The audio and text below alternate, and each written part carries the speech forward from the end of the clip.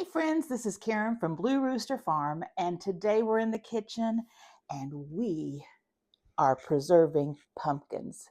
So if you want to see how we preserve this and then turn our preserved pumpkin into something really yummy, stick around.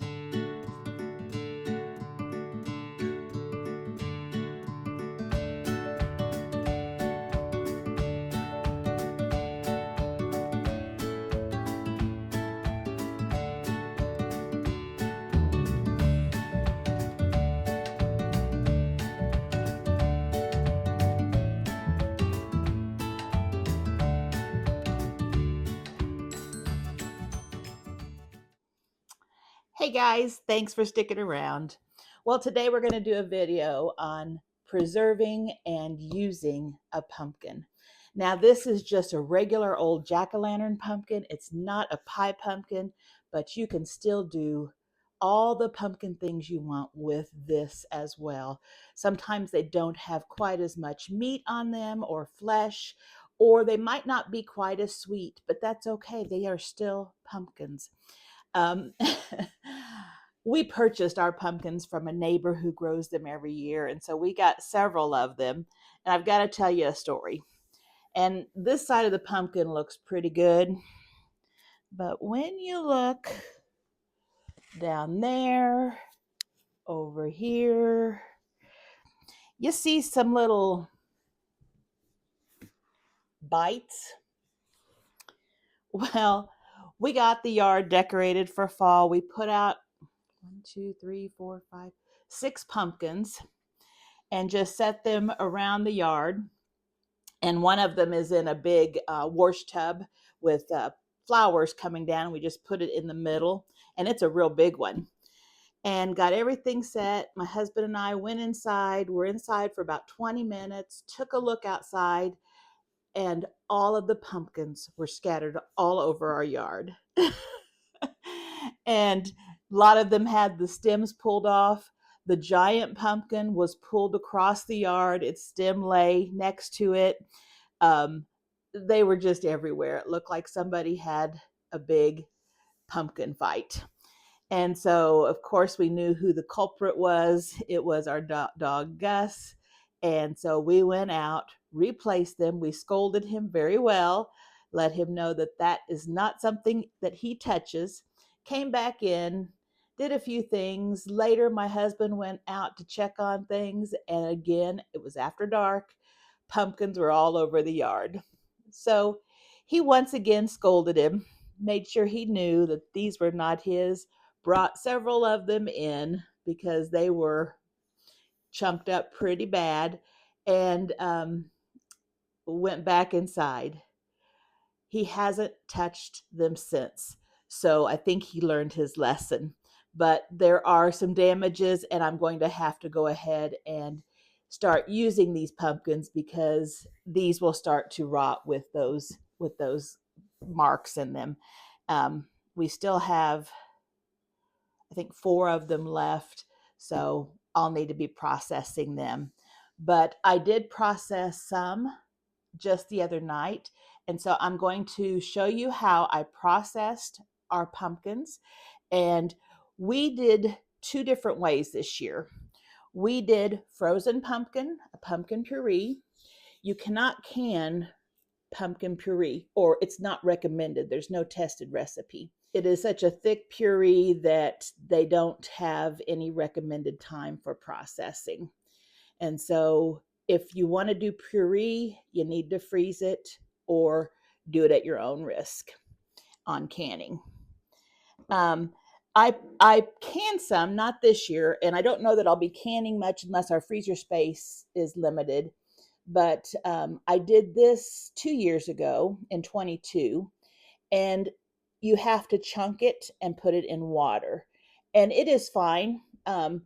It is more, there's a lot more moisture in it. So if you're trying to use it in place of a can of pumpkin puree, you do need to let it drain well. You do need to puree it and then let it drain more. And so it's not as thick, and so it waters down your whatever you're making quite a bit. Now, having this problem, I decided this year for the first time, I always dry zucchini and powder it. But I thought, I think I'm going to do the same with pumpkin. So this year I took pumpkin, and this is half of a pumpkin, probably bigger than this one. It's probably a larger one. And it powders down to this. And it's a real fine consistency. But I thought this would be great to add if my puree is not as thick as I'd like when I thaw it out, because when you do thaw this out, it will kind of separate. Some people strain it again. I usually don't, but you can add this pumpkin powder and thicken it up. And so then you have a really rich pumpkin taste. And I thought I could do the same with this. It doesn't take much pumpkin powder to thicken up. Just stick it in, stir it around, and let it set, and it will thicken. So I'm going to do probably several more of these, or probably several pumpkins, probably 2 pumpkins, and so I'll probably have two quarts of powder for the year, and then the rest I'm just going to go ahead and turn into puree. So I'm going to show you how that is done right now. So here's one of the smaller pumpkins that we had, and I'm just going to cut it in half, and you need to be really careful when you're cutting pumpkins. It can be a little difficult, but we're going to cut it in half, and we're going to take all the seeds and guts out of it and clean the inside. So what we're doing with this one is we are going to be roasting it, because when you make a puree, it works the best if you roast. Now you can also chunk it up and put it in a pan with some water and cook it down. But I have found that this is the easiest way, and you're not adding any liquid to it, so you don't have to worry about it being too thinned down. So here we have the inside of this one, and this one's pretty thick walled. And as you see, I have a canning lid right there. And I had seen this tidbit on another YouTube video and thought I'd give it a try. And it just works really, really well. That sharp edge, it's kind of turned under, and it's kind of a sharp edge, just cleans that pumpkin right up. And I'm just so happy to know this, because it was just a breeze to clean these pumpkins and get all of that slimy stuff out of there. It was able to be done very quickly. So this is a great little hint, especially if you're going to be making jack-o'-lanterns. The kids could easily use one of these lids without you worrying about them cutting themselves. So we've just about got this one cleaned out. Now, once I have these pumpkins all cleaned out, what I'm going to do is I'm going to lay them face down with the skin up onto a cookie sheet that I have placed some parchment paper on. And I am going to roast them in the oven. And I believe I turned my oven on to about 400. You can decide. My oven doesn't get as hot as some ovens, so 375, 400 would be a good temperature range. And I also had it on roast. So I lay them down face down just like that, and let them roast. Now you know that they are done when they are tender, and these right here have all been roasted. I roasted all of these in the oven at once. They are very tender now, and the skin is blistered, so it's going to be easy to come off. And you can see with me touching it, they're very soft. The meat and the flesh in there is very soft. The skin is really easy to pull off. And that's why I prefer roasting them over cutting them up and peeling them and then cooking them. It's much easier. So here we have one, and you're going to just see me take a knife, and I'm going to pull off as much skin as I can. And then with the knife there, it's so easy to come off, and I just kind of clean it off with that knife, and it just is really easy. Sometimes some pumpkins come off a lot easier. It just depends on the variety. Um, these had cooled down completely. Sometimes if you're working with them when they're still warm, it's a little easier to peel, but these were no problem to get off. So once I get all of them peeled and cleaned, I'm going to start pureeing them. They're fully cooked now, and we can puree them so that we can turn them into something usable to bake with. Now that they're all peeled, I can blend them up and puree them. Now I'm using a pretty powerful mixer here. You can use a food processor as well. If you have just a basic blender, it may take a little more effort, so it may take a little longer. I have a pretty powerful one, and it's got blades going all the way up, so it does get it nice and smooth, and it does process it pretty quickly. So I just keep adding it until it's full, and I like mine really nice and smooth. So once I have it pureed to the consistency that I like, just like that, I am going to be freezing this and putting it into plastic bags. Now, a regular size can of pumpkin puree, I believe, is 15 ounces, which is just a little bit less than 2 cups. So I'm putting 2 cups in each bag that I freeze. And I'm going to just be using some of these little plastic bags like this, but you can definitely use Ziploc bags, and I have many times in the past. If you use Ziploc bags, just flatten them out and they're easy to stack. So what I'm doing here is just using a wide mouth jar lid to hold open my plastic bag for me, and it is very handy this way, and I can just pour that stuff in and it will hold it open. Makes it so much easier. I know there are gadgets out there that hold plastic bags open, but this has really worked well for us. So I'm filling it with that 2 cups of puree, and so I want to make sure I get it all in there. And then once I get it in there, I'm going to take out the air just by squeezing it a little bit, and then I'm going to be twisting the top and securing it with a twist tie.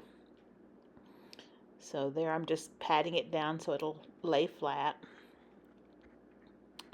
Removing the jar lid, and then I twist it. And then what I do after I give it a good twist, I fold it over, and then I tie my twist tie on it. And that seems to hold it really well. So this is all set for the freezer. I'll just write pumpkin 24 on it, and that way we'll know what we have. And here's what we got from the pumpkins that we did, and it's very yummy. We've already made things with it, and it's really good. So I'll be making more of that before the season is over, because we do use that year round. Now with the other pumpkin I had, I'm going to take this and I'm going to cut it. This is just a half of a pumpkin that it just wouldn't fit in the oven. And so this is when I decided I'm going to go ahead and dry it. And so I cut it into manageable strips. And that way I can peel it with a peeler, and that works really nicely. And so I just keep all those sections there. But if you have a good peeler, this goes by very nicely.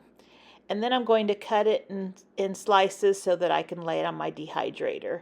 And I think these are probably a 1/4 inch thick slices. And you can make any size piece, but I would probably stick to about a 1/4 inch thickness. So you can see here what the size is. And then you can also take and make bigger pieces like this, but they're still a 1/4 inch. And so that makes it nice as well. But pumpkin, I think, is about 90% water. So they're going to dehydrate down to very little. Now here I'm just showing you that you can use a food processor. Now this food processor that I have has a blade that you can adjust, and you can make it thin or you can make it thick. So using the thickest setting on this blade is perfect for these pieces because it's about the same as what I was cutting them, and it goes really fast. So I'm just going to finish up this with this really quick food processor method. And here I'll open it up and show you that they're about the same size. But it's nice to have gadgets that are helpful when you're preserving food. Sometimes the gadgets, if you're just doing a little bit, aren't worth getting out, but when you do a lot, they can save you a lot of time. And you can see those were pretty equivalent to what I was cutting. So there we have a lot of it cut right there. I think that was all of it. So now I'm just going to, I think, pour it into a bowl here, and we're going to put it on some dehydrator trays so that we can get it into the dehydrator. And I don't do any blanching or anything before I put it on the dehydrator trays. Some people may like to blanch theirs. I don't feel there's a need. It doesn't change it in any way that I can see. So nice even thicknesses. And so here we have our dehydrator trays, and I'm just going to go ahead and fill them up. And like I said, they shrink down to nothing, so you can put them pretty close together. They will really shrink. So here's what they look like when they come out of the dehydrator. Very small and shriveled. And I just put them in this big bowl so that I will be able to gather them up, because now what we're going to be doing is we are going to be grinding them up really fine and into that powder, or you could say it's a flour too. And you don't have to grind it up as fine as I grind it, but I like to have it well ground. And again, I'm using the high-powered mixer, and I'm leaving it on for quite some time. It takes some time to get that pureed or ground. Now you also need to make sure it is dried until it's crispy. If it's bendable, it's not dry enough. It's fine if you just want to dry it like that and bag it, but if you want to grind it, it's got to be really dry. And so here what I'm doing is I am just grinding it and then putting it in a jar, and I've got some grinding right there. But I'm putting it through this colander that's a fine mesh, and I'm taking out the big pieces each time and then putting them back into the mixer and grinding them again. So I'm trying to get mine very finely ground. Now after it gets down to hardly anything, I'm using this little coffee grinder, and it grinds up that smaller amount really, really well. And so I'll do that a couple of times with whatever's left over. And I just keep putting it into the jar as we go. And finally, I believe this is the last grind here. And it, you know, you've got to pulse it a little bit. And this is what, whoops, I guess I have another one. And I'll show you the little amount that is left that I don't mess with. And I believe it's this one here. So I think you were able to see just that little tiny bit that was left over that I didn't grind. So there it is, all in the jar, and it's, like I said, it's a very fine powder, and it tastes really sweet. I was really surprised at how sweet it tasted. So here we have about a half of a jar, a quart-sized jar of pumpkin powder, and that is ready to be put on our shelves. So now that you know how to make pumpkin puree and preserve it, and you know how to make powdered pumpkin and preserve it, let's take some of that pumpkin puree and change it into a coffee cake. So I'm going to do a recipe for pumpkin coffee cake, and this is a delicious coffee cake that we have enjoyed for years. It is moist, it is it's a very big coffee cake, just full of flavor. You will enjoy this not only for breakfast, but you could have it for dessert, for a snack. It is delicious for the fall. So what we're going to first do is we're going to make the top streusel. And so what I've got here is I have 1 1/3 cups of regular flour. And to that, I'm adding 1/3 cup of brown sugar packed, and that's our homemade brown sugar. 1/3 cup of white sugar.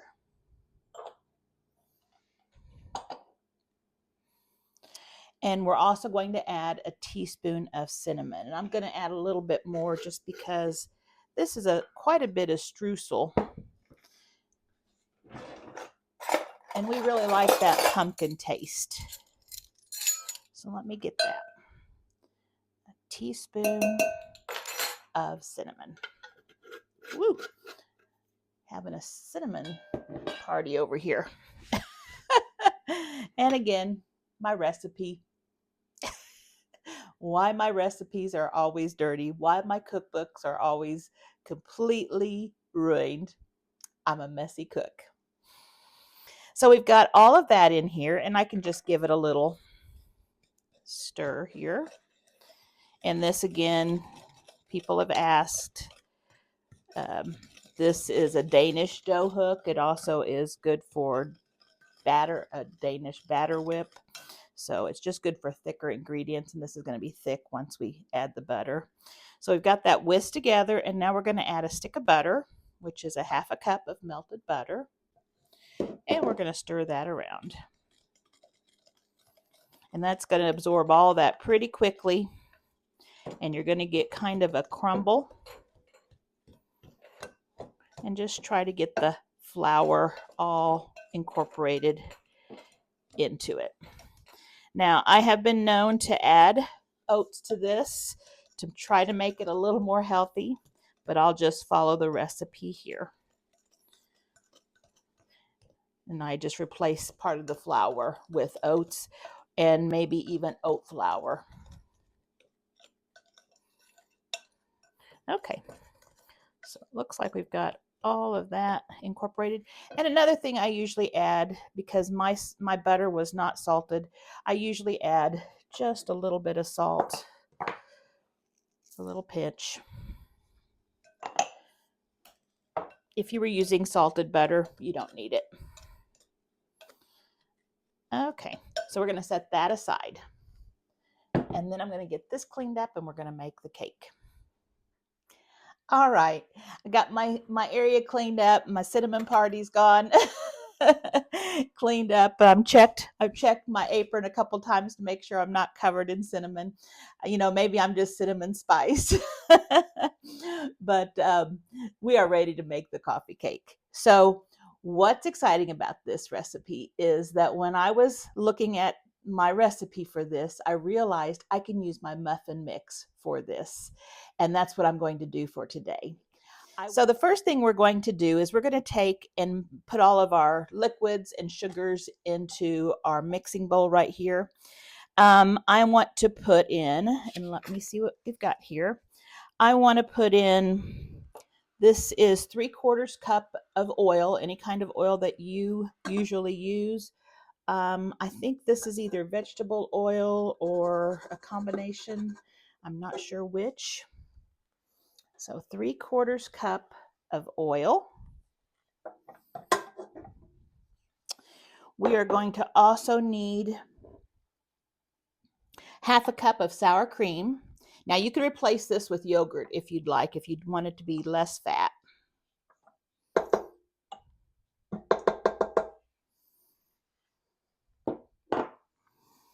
We also need, let's see, 3/4 cup of brown sugar. Now, if you're using the mix, this is what you need, 3/4 cup of brown sugar. If you're not using the mix, don't add this right now. I'll tell you what you're going to add in just a second. So this is if you're adding the mix, 3/4 cup of brown sugar. We want our pumpkin puree, and we want 2 cups of this. It says if you're using the can, you can use a 15-ounce can plus a tablespoon of sour cream. I guess a can is just shy of 2 cups. And I'm going to need something different than a fork. And I did add just a little bit of my pumpkin powder to my puree just to thicken it up a bit, to make it more like the commercial canned pumpkin puree. And remember, this is not the pumpkin pie filling in the can. This is the puree. So make sure you're just getting pumpkin or whatever they make the pumpkin puree out of. I know a lot of times it just says squash, so who knows what it is, but whatever you purchase in a can, make sure it says pumpkin puree. It's all pumpkin. Okay, then let's take 3 large eggs and let's throw those in there.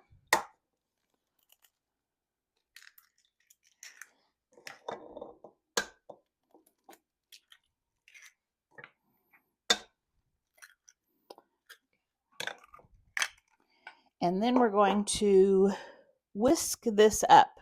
Oh, and vanilla, 2 teaspoons of vanilla. And you can be a little generous if you like vanilla flavor too. 2 teaspoons. Now, before I turn this on, this is what you're adding if you're using the mix. If you're not using the mix, here's what you would add. You would add 3/4 cup of vegetable oil, 3 eggs, 2 teaspoons of vanilla, 1/2 cup of sour cream, 2 cups of canned pumpkin or your home pureed pumpkin. Then for the sugar, you would use 1.5 cups of brown sugar. Okay? If you're not using a mix, 1.5 cups of brown sugar. And we're going to give this a whir on.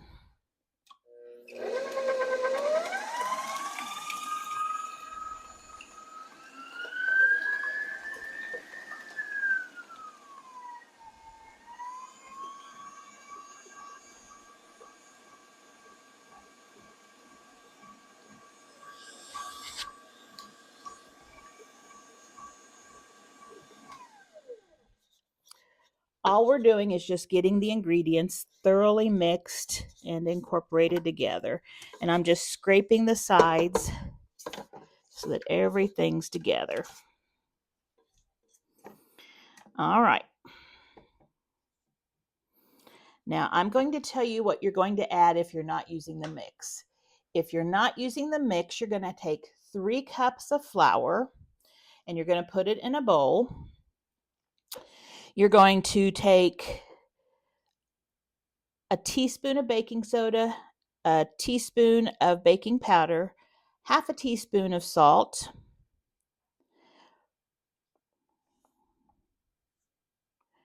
and then you'll also add the spices, but we're going to add the same spices. So again, in a bowl, just take a separate bowl and take 3 cups of flour, a teaspoon baking soda, a teaspoon baking powder, 1/2 teaspoon of salt, and mix that together. Okay?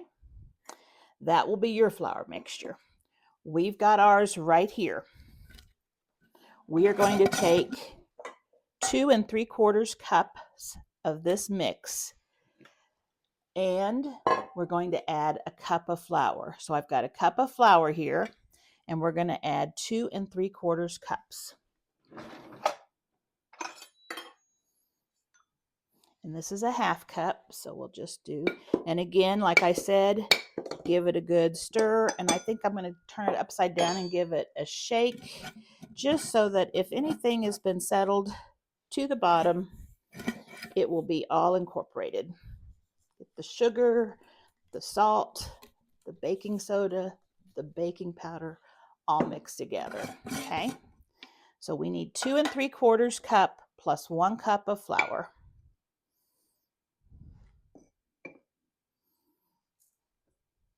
And like I said, these are half cups. So there's a cup.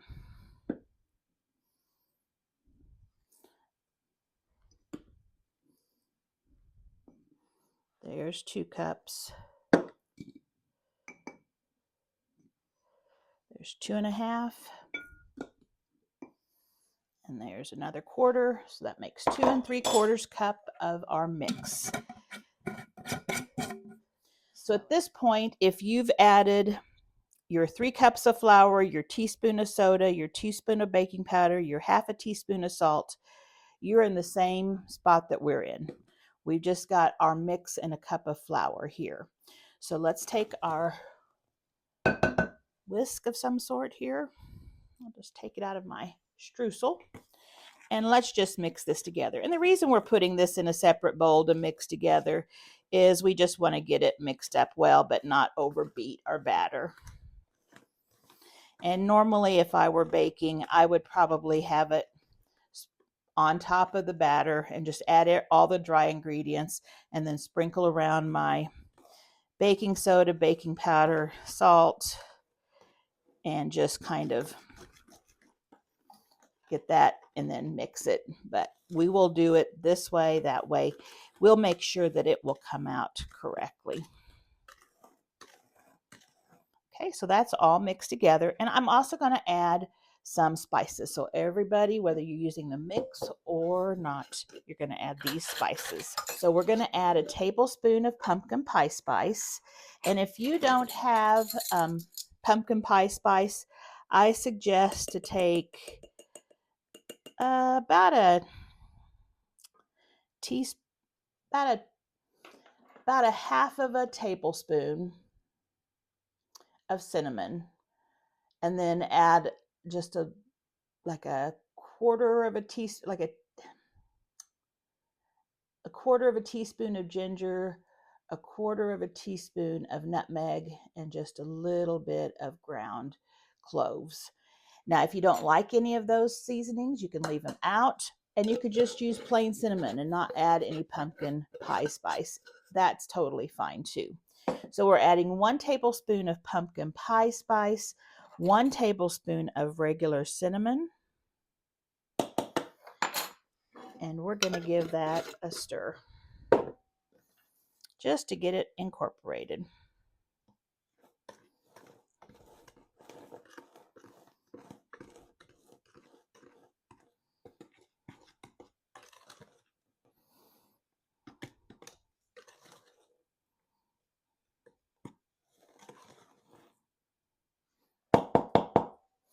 All right, let me check and make sure I've got everything added. Looks like it. So we are ready to add the dry ingredients to our wet ingredients. And we don't want to overmix, but we do want to make sure everything's incorporated nicely.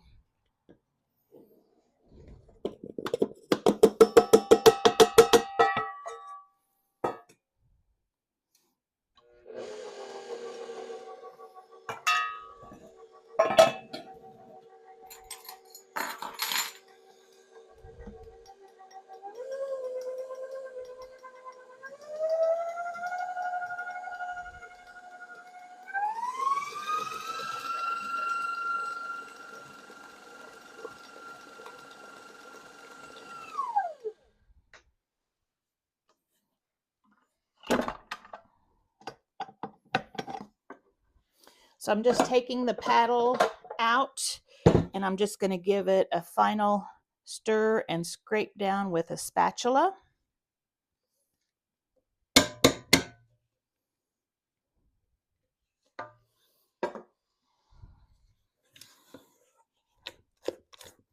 Make sure there's nothing on the bottom.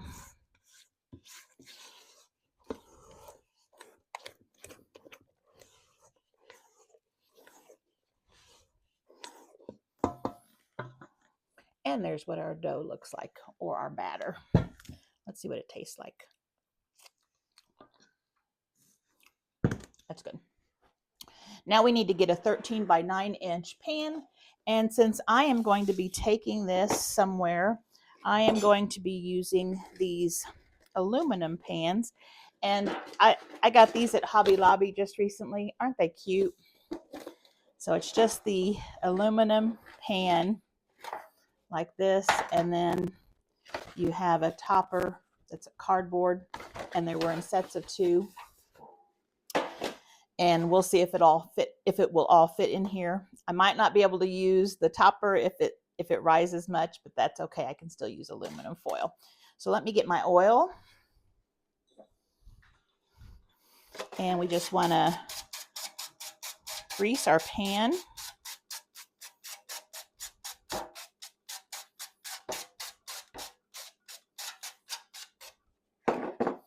Make sure it's all greased. And we're going to pour our batter into our pan. Now our oven should be on 350 degrees.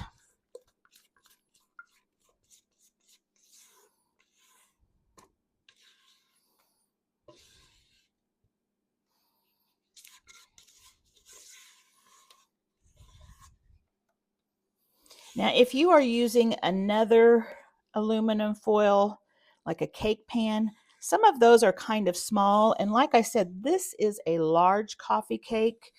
So make sure that you don't fill it more than 2/3 full. And this pan right here is nice and big. We're gonna do well with this one. Now when I use an aluminum disposable cake pan, I always put it on a cookie sheet. That way it will be easier to take in and out. Plus, since aluminum is so thin, it doesn't have a tendency to burn on the bottom if there's another layer that it's sitting on. So it won't get quite as hot. So then let's grab our streusel. And here's our streusel. Let me wash my hands real quick. Now, one thing you could add to your streusel is you could add some nuts, and I often do. I'm not going to add any nuts today because I'm not sure who the people that are going to be eating this like nuts or if they can eat nuts. So that's one thing that I always have to think about. We like them, but other people might not. Okay, so I just gave that another stir. And we're just going to take handfuls of it and put this on top of the cake. Now, I do know that this makes a lot of streusel. And there are times when I only use part of the streusel because it is so much. So you can use your judgment on whether you need to use all of it or not. It is a really good streusel. And I'll go ahead and use it all today since I don't want to mess with putting it in the freezer.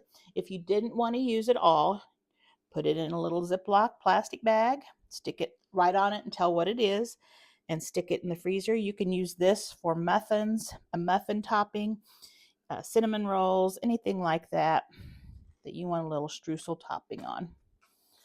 All right. That looks good. I'm going to set this in a 350 degree oven, and it is going to bake, it says 38 to 42 minutes, and it all depends on your oven and the type of pan you're using to cook it in. I'll go ahead and stick mine in, and I'll put on the timer probably 35 minutes and then check it. And then I'm sure I'll have to go longer, and I'll let you know how long this one takes. All right, well, I'll see you back when it's done. So our cake has come out of the oven and it's cooled down. In fact, it's pretty much cool and it looks really good. We're going to put a glaze on it, and according to the recipe, we're going to do 1.5 cups of confectioner's sugar or powdered sugar to a couple tablespoons, 3-4 tablespoons of cream, and then maybe a little vanilla or almond flavor or both. So let me just set this aside. I've got 1.5 cups of powdered sugar in there, and we'll get our cream here. I have found that whenever I use cream for my powdered sugar icings or drizzles, it takes quite a bit more cream than the recipes normally call for. And in order to get it to that thin drizzling consistency, I usually have to add a little bit of milk. So if you find that your drizzle is too thick, the milk will really quickly thin it down. Also with this, we're adding some vanilla and some almond flavoring. And this is about the consistency that you'll like. And so here I am just putting it on haphazardly. Just no rhyme or reason, just trying to get all the pieces with a little bit of drizzle, and nothing fancy, but it's sure going to taste good. And then once that's done, I'll sprinkle it with a little bit of my little fall leaves, and there we have it, a pumpkin coffee cake. So it turned out to be delicious, and I hope you give it a try. I hope you enjoyed this video. If you did, please consider subscribing. I would really appreciate that. Liking and sharing my videos also helps my channel immensely, so I certainly do appreciate when you do that. I hope you have a great week.